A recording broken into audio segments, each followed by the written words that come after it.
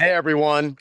I'm standing here on the bank, on the northern bank of the Rubicon River, about 50 miles south of Ravenna and 50 miles northeast of Rome in that direction. Now, this little river right here may not look like much, but it's got some serious historical weight behind it. You ever hear the term crossing the Rubicon? Well, this is the Rubicon. And it goes back to 49 BC, 49 years before Christ, when Julius Caesar, the ultimate rule bender, stood right here, supposedly, where I am right now, right? So at the time, Caesar was the governor of Cisalpine Gaul. Um, Sort of like, yeah, I mean, he was a proconsul, so regional boss, basically, of that area, right over here, the north. This was the boundary. Um, he wasn't just popular with the people. His soldiers loved him, and he had 60,000 of them with him. Why? Well, he had spent about a decade leading them into some pretty brutal campaigns against the Gauls. There were ancient Rome's natural enemy. He conquered what we know today as France, and even made his way to England, actually. It wasn't pretty, and let's be real, it was closer to a genocide. But he absolutely destroyed them, and he got the job done, right? And he made a fortune, right? In slaves, gold, everything for him and his troops. And it wasn't authorized by the Senate, right? The Roman Senate, now we're pretty nervous about Julius Caesar getting too powerful. So here's the situation, right? So Caesar's term as governor of Cisalpine Gaul is ending, and the Senate, who hated him, ordered him to come back to Rome alone without his army to face trial for his many, you know, indiscretions, right?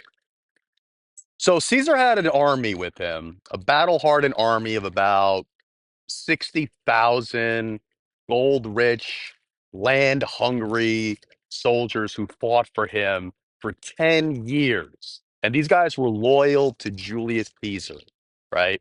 Not really the type of guys you just kind of leave behind.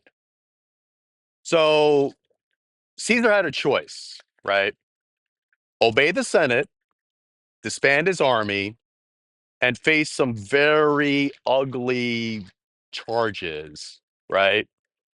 Probably exile, maybe execution, or take a leap into the unknown.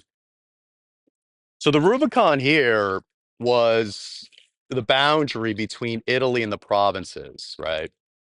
So crossing it with an army was a direct challenge to the Senate. It was a big no-no. Unless there was an ongoing war, like during the Punic Wars, like when Hannibal was ravaging the city.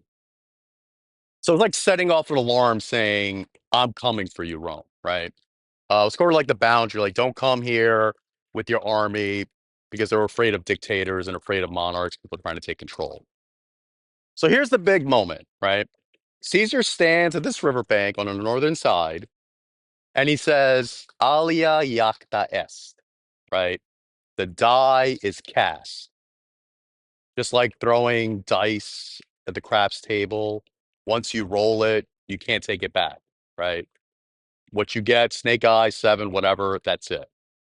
And with that, he crossed the Rubicon with his army, the point of no return. So, spoiler alert, the Senate freaked out and bolted from Rome, called on Pompey the Great, who was Caesar's friend and one of Rome's greatest generals at the time, aside from Caesar, and also was Caesar's buddy. Uh, so what followed was a full-blown civil war. Um, Spoiler alert again, Caesar wins, declares himself dictator for life. And he even names a month after himself, July, right? Um, So yeah, the Senate obviously didn't like him. He wasn't very shy about it. He knew like, hey, I'm the guy in charge. I have the army. I won the Civil War. I'm the man. But he didn't wipe out his enemies. And a few years later, those same enemies, senators like Brutus, one of his other close friends, stabbed him to death in the Ides of March, uh, which we all know about the assassination of Caesar. But the story doesn't end there.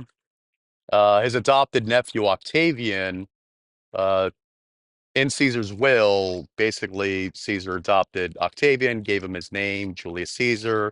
So Octavian takes Caesar's army, loyal to Julius Caesar. Now he's named Julius Caesar. He teams up with Mark Antony and sparks another civil war against the Optimists, the people who killed Caesar, and eventually won that war. And then started another civil war with Mark Antony and Cleopatra, and Octavian, Augustus, Julius Caesar II defeated Mark Antony and became Emperor of Rome. So all that I just described started right here on the Rubicon. So when you hear the phrase crossing the Rubicon, it means crossing the point of no return, just like Caesar did about 2075 years ago. So how's that for a piece of history?